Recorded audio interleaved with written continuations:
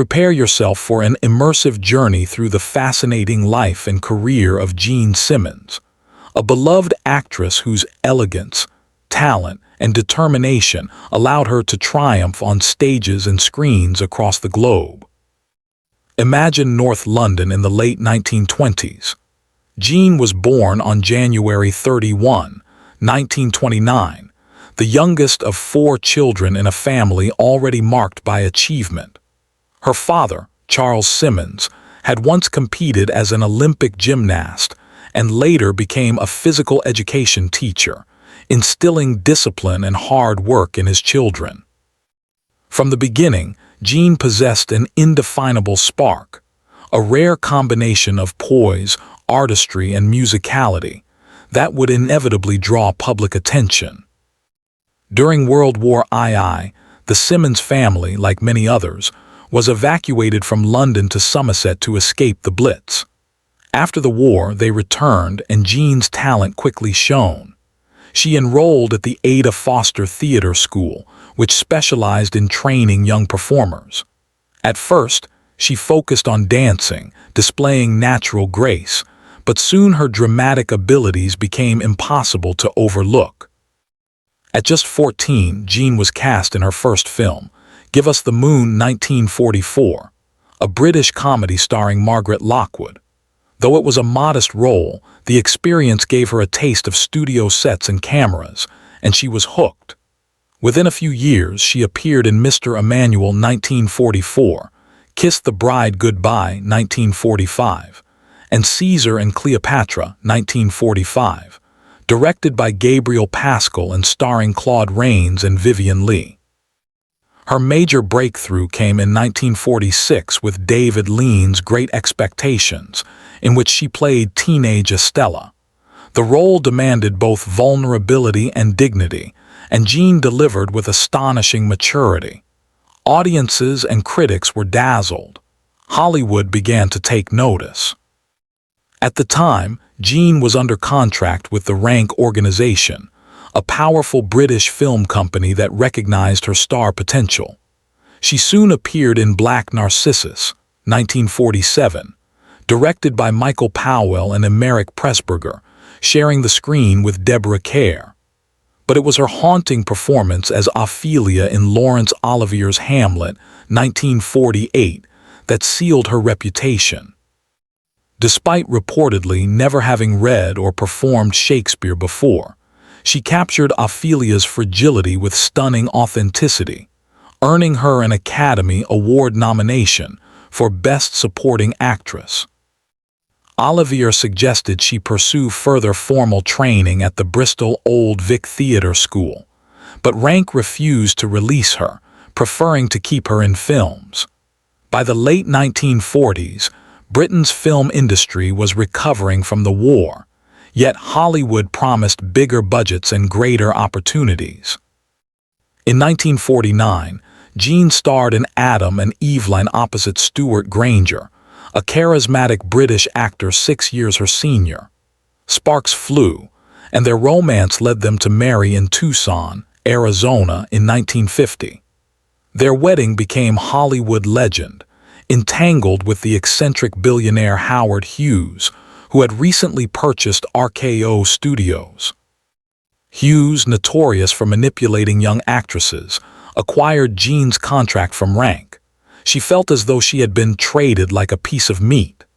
Hughes tried to control her career, even blocking her from starring in Roman Holiday, 1953, a role that went to Audrey Hepburn, who won an Oscar.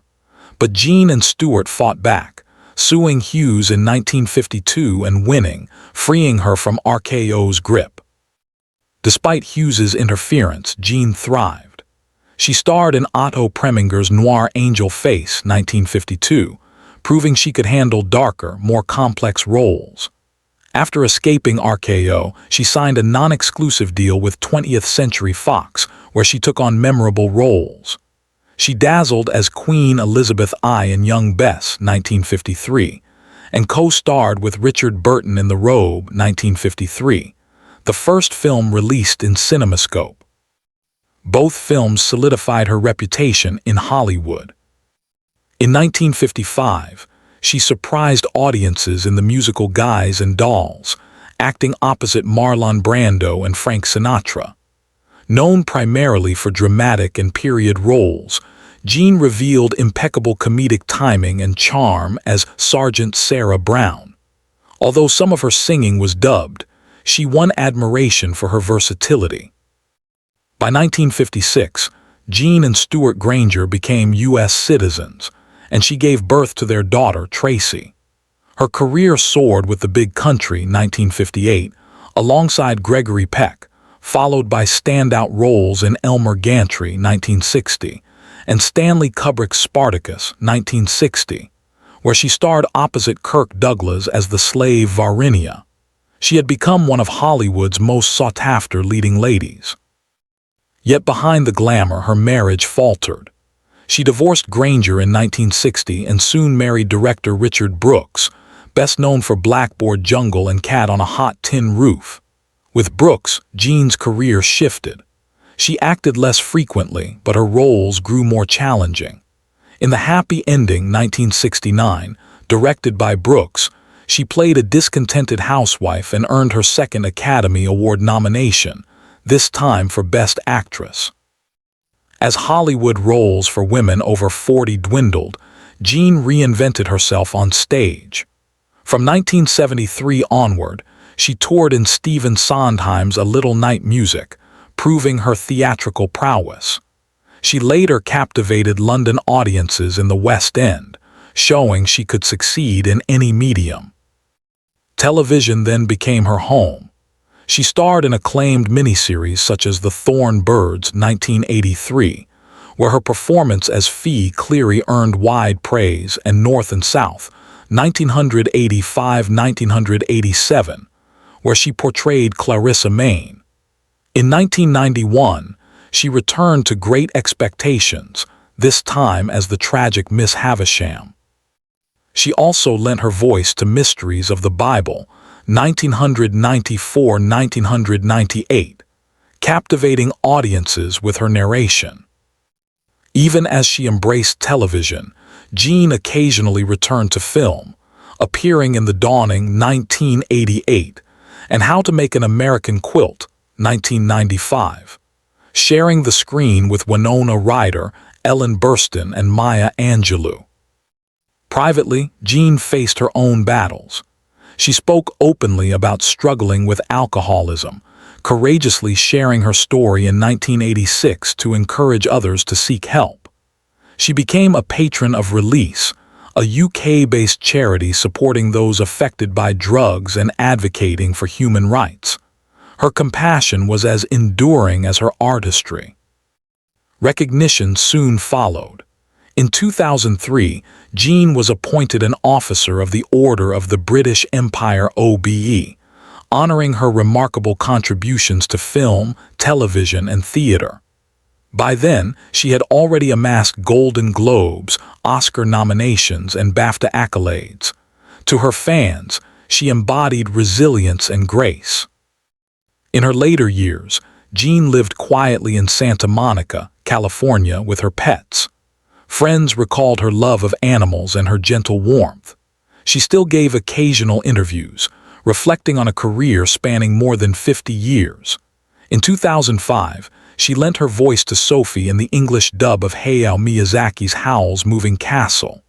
Her wise, warm tone made Sophie unforgettable, providing a fitting final flourish to her career. Sadly, Jean's life was cut short by lung cancer. She passed away on January 22, 2010, at age 80. She was laid to rest in London's Highgate Cemetery, a resting place of cultural icons. Her death sparked retrospectives and tributes worldwide. Fans placed flowers at her grave, honoring the star who had given them so many memories. Jean Simmons's journey was extraordinary.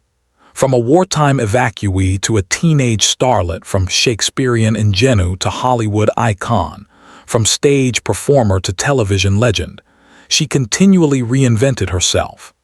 She navigated the ruthless grip of Howard Hughes, triumphed in multiple genres, and earned a place among cinema's greats. She was more than a Hollywood star. She was a symbol of endurance, grace, and artistry. Her legacy continues to inspire actors and audiences alike. Though she is gone, her unforgettable performances live on, reminding us that true artistry transcends time.